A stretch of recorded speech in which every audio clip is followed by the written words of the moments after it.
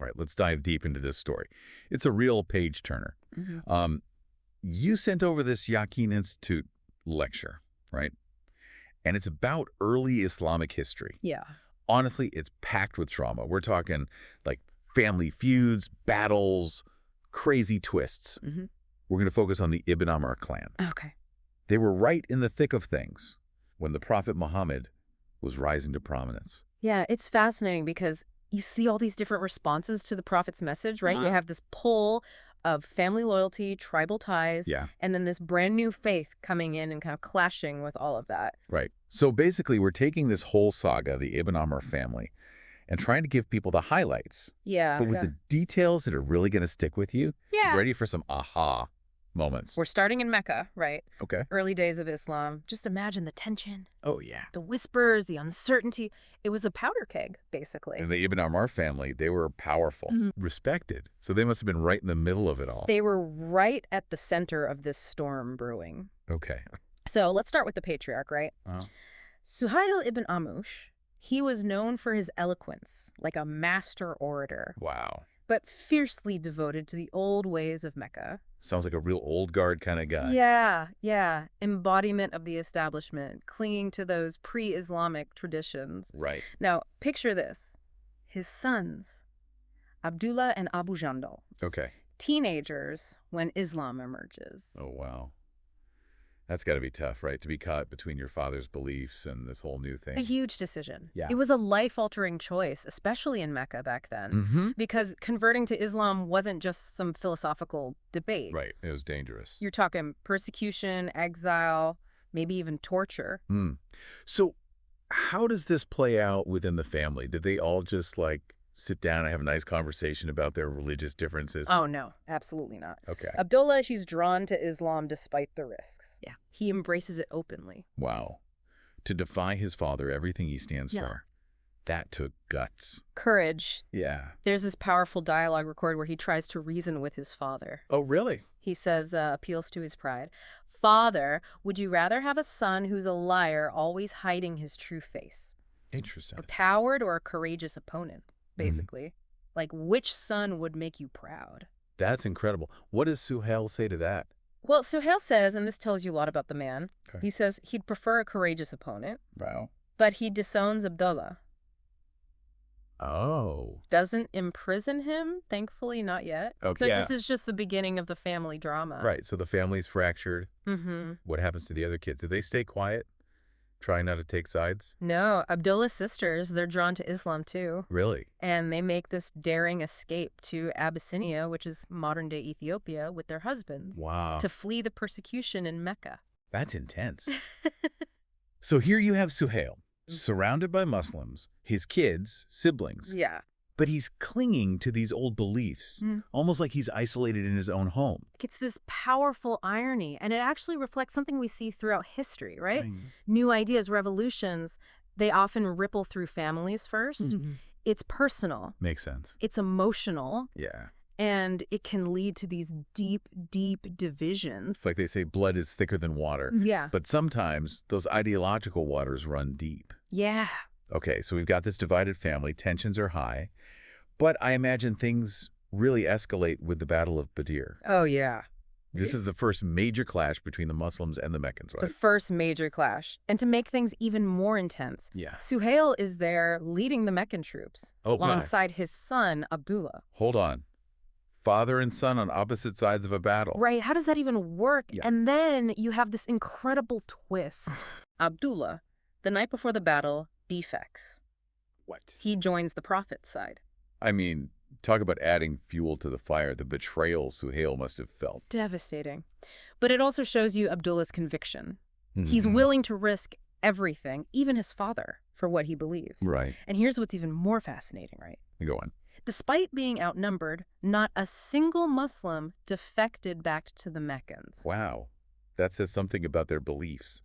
I'm curious, though, like what drives that kind of unwavering loyalty? What makes people hold on to their beliefs so strongly, even when everything seems to be against them? It's a question that has puzzled people for centuries. I think that's probably a mix of things, right? Yeah. Shared beliefs, a strong group identity, maybe even fear of the unknown.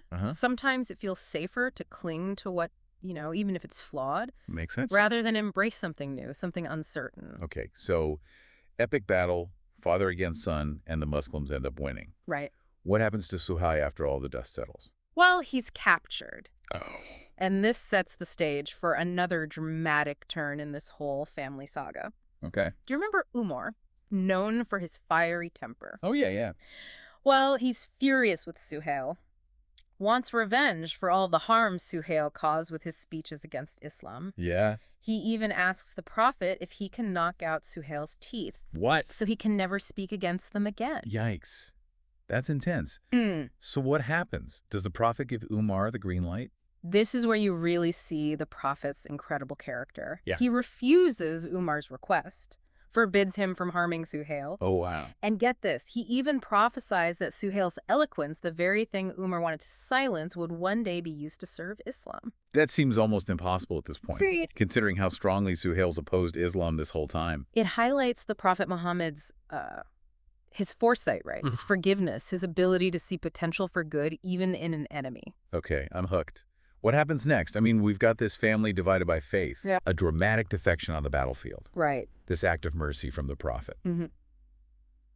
Where does the story go from here? So, Suhail, spared after being captured at the Battle of Badr, the Prophet even predicted he'd be using his eloquence for Islam one day. Yeah, it seemed like a long shot at the time. Pretty far-fetched. Bold prediction, for sure. And, years pass, right? Always pass. The Muslims and the Meccans, still tension between them, Still simmering. leads to the Treaty of Hudaybiyah, Right. which is like a fragile truce, trying to de-escalate Time things. to cool things down. And who did the Meccans send as their negotiator? Well, what do you think? Suhail. I mean, he's known for being tough. Exactly. He's their go-to guy for a hard bargain. Yeah. But this treaty signing is about to get really interesting, really emotional. Okay. Remember Suhail's son, Abu Jandal, Yeah, the younger one. Converted to Islam in secret? following in his brother's footsteps? Right. Okay, so picture this. Abu Jandal, after years of imprisonment, torture at the hands of his own father for his beliefs, he escapes, He gets away. makes a run for it, arrives at the Muslim camp during the treaty negotiations. Wow. He must have been overjoyed to finally reach safety, be among fellow Muslims. Except there's this catch. Oh, no. What? The treaty this one Suhail is working on, meticulously hammering out, includes a clause. Okay. Any Meccan who converts to Islam and flees to Medina has to be returned. You're kidding.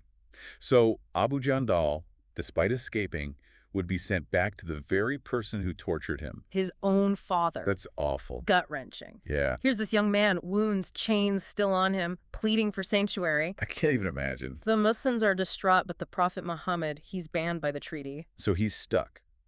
Help Abu Jandal or uphold the treaty. What a terrible choice. What a dilemma. What does he do? He makes a decision that must have tested everyone's faith. Uh-huh. He honors the treaty, sends Abu Jandal back. Even though it means sending him back to more suffering. To unimaginable suffering.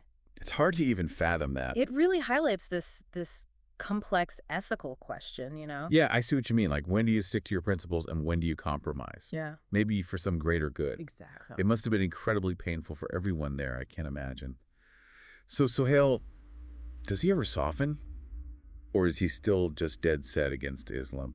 Well, after this, a few years pass, right? Okay. This treaty, despite its painful compromises, it actually helps. Oh, really? It de-escalates the conflict, Islam spreads more peacefully, and eventually the Muslims return to Mecca. So this is the conquest of Mecca. The conquest of A Mecca. huge turning point. Yeah. How does Suhail react to this? Well, he's in a tough spot. He's been this vocal opponent. Right. The Prophet enters Mecca victoriously, and he even names a few individuals, not included in the general amnesty being offered to the Meccans. Like the most dangerous opponents, the real hardcore resistors. Yeah, those considered the most dangerous or influential. And Suhail's on that list. He is. I mean, understandable, right? He's been a thorn in their side for years. Makes sense. So Suhail, realizing this, goes into hiding. Oh, wow. But his son, Abdullah, Yeah. He's a respected figure on the Muslim side now. he steps up, pleads with the Prophet to spare his father's life, Oh. arguing Suhail deserves a chance at redemption. Okay. And the Prophet, always known for his mercy, grants Suhail amnesty. So Suhail gets a second chance. Does he just lay low, grateful to have escaped punishment? You'd think so, right? I would. But Suhail doesn't do the expected. He doesn't shy away. Really? When the prophet addresses the people of Mecca, he asks, "What do you think I will do to you?" Big moment. Guess who speaks up? No way, Suhail. Suhail, he says, "We expect good from you, for you are a noble man, the son of a noble man." Subtle shift. Acknowledging the prophet's character, maybe a hint of respect there? Maybe even admiration. Yeah. So what does the prophet say? Well, the prophet responds with this message of forgiveness, echoing the words of the prophet Joseph. "There is no blame upon you today. May Allah forgive you. He is the most merciful of those who show mercy." Beautiful. Reconciliation. So Suhail converts to Islam after all these years. He does. But it's worth noting, he's one of the last prominent Meccans to convert. Oh, interesting. Makes you wonder, was it a real change of heart? Or a strategic move? Yeah, maybe just a way to protect himself now the tables have turned. Good point. Actions speak louder than words, though, right? Right? What does he do after converting? Does he actually live as the devout Muslim? Hmm? Or just go through the motions? So we're talking about Suhail ibn Amr. This guy seems to embody the whole drama of early Islam, fierce opponent, then he accepts Islam. But we're left wondering, is it real or is it just for show? Yeah, easy to be skeptical. Yep. But this is where his story takes this turn. It reveals a deeper change, I think. Real cool. Remember, not long after the conquest of Mecca, Yeah. the Prophet Muhammad passes away. Oh, right. That must have been a huge blow to the whole community. A moment of vulnerability, a test of faith. And some Meccans, those who maybe converted out of convenience more than conviction, Right. they saw it as a chance to break away. So they're thinking, the prophet's gone, the movement's weakened, let's go back to the old ways. Exactly. There's this unrest brewing, a potential revolt simmering under the surface. Wow. So what happens? It's Suhail, the former enemy of Islam, who steps up to stop it. Right. Yeah, he does. Picture this. He stands up in the Kaaba, The most sacred site. addresses the people directly, doesn't mince words. Okay. He reminds them of their recent conversion, warns them, against being the first to abandon the faith they just embraced. So the man who fought against Islam is now defending it right in the heart of Mecca. His words are powerful, chilling even, because he knows both sides of the story. He says, "O people of Mecca, do not be the last to enter into Islam and the first to leave it." And it works. His speech calms the unrest. That's incredible.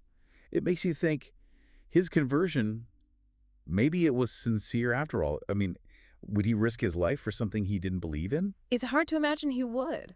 And his actions after this solidify his commitment to Islam. He becomes known for his piety, Really? his devotion. What kind of things? He immerses himself in prayer, studying the Quran, seeking forgiveness for his past. There's even a story. Yeah. Someone suggests that he should find a teacher, from the Quraysh tribe. Oh, I see. So a teacher from his own tribe, his own background, Yeah. would be more relatable. Right, to learn about the Quran. Yeah, But Suhail rebukes this man. he does. He says that the traces of ignorance are still visible in him. Oh, The same ignorance that prevented them from embracing Islam sooner. interesting. He's basically saying, look what our arrogance cost us. Exactly. Other tribes surpassed us in goodness because we were too stubborn to see the truth. There's this regret, a longing to have embraced the faith earlier. It's like he's trying to make up for lost time, proving his sincerity, not just with words, but actions. Right. And he goes further. He joins the Muslim armies, No way. So now he's fighting. fighting alongside his sons against those who oppose Islam. Wow, that's a big step. This is where you see another layer of his transformation, both as a father and a believer. Okay. His son, Abdullah, is martyred in one of these battles. Oh, no. That's heartbreaking. After everything they'd been through, to lose his son like that. How does he react? His response is incredible, so poignant. When he finds his son's body on the battlefield, he says, Yeah. "I heard the prophet, peace and blessings be upon him, said that the martyr gets to intercede for 70 of his loved ones. Wow. I hope my son will consider me to be the first of those he intercedes for." That's so moving. You can hear the grief, but also the faith. He's finding solace in his belief in the afterlife, that his son's sacrifice has earned him a place in paradise. And this idea of redemption, Yeah. of trying to make up for his past. Mhm. Does that continue to drive him? Absolutely. There's another story. He's with Abu Sufyan, another late convert. Okay. They're standing at the back of the line, For what? Waiting to see Kalafumar. So even though they're prominent figures, they're not trying to cut the line. It's this moment of humility. Suhail reflects on their position at the back of the line. Yeah. He says that what matters is their standing on the day of judgment, not their status in this world. It's such a powerful reminder. Mm. Worldly power, prestige, it all fades. What matters is how we live. Exactly. The choices we make, the impact we have. So Suhail ends his days as a devout Muslim fighting for the faith, seeking forgiveness. Striving for that ultimate reward in the afterlife. It's a remarkable transformation. Yeah. Shows the power of faith to change hearts. Mm-hmm. And it challenges us to re-examine our judgments, right? Right. It's so easy to write someone off based on their past. Mm-hmm. But Suhail's story reminds us people can change. They can. And sometimes the most unlikely people can become examples of hope. Okay, so we've explored Suhail ibn Amr's journey, all the twists and turns. But there's one character in this family saga, their story is kind of unresolved. Yeah. Abu Jandal. Oh, right. We know he was sent back to Mecca. But after that, did he face more persecution? Did he and Suhail ever reconcile? It would be fascinating to know how he felt, seeing his father go from torturer to comrade. It makes you think about the impact of these historical events. Not just on the big players. But on the individuals. Yeah. Caught in the middle. It reminds us history isn't just dates and battles. It's about real people, families, individuals. They're wrestling with their beliefs, loyalties, even their identities. And those individual stories, the ones that don't make it into the history books, they often hold the most powerful lessons. So, for everyone listening, here's something to think about. We focused on Suhail's redemption. But what about Abu Jandal? What about all those others? History's full of untold stories. It is. And it's up to us to keep digging, keep asking questions, keep uncovering the richness and complexity of the human experience.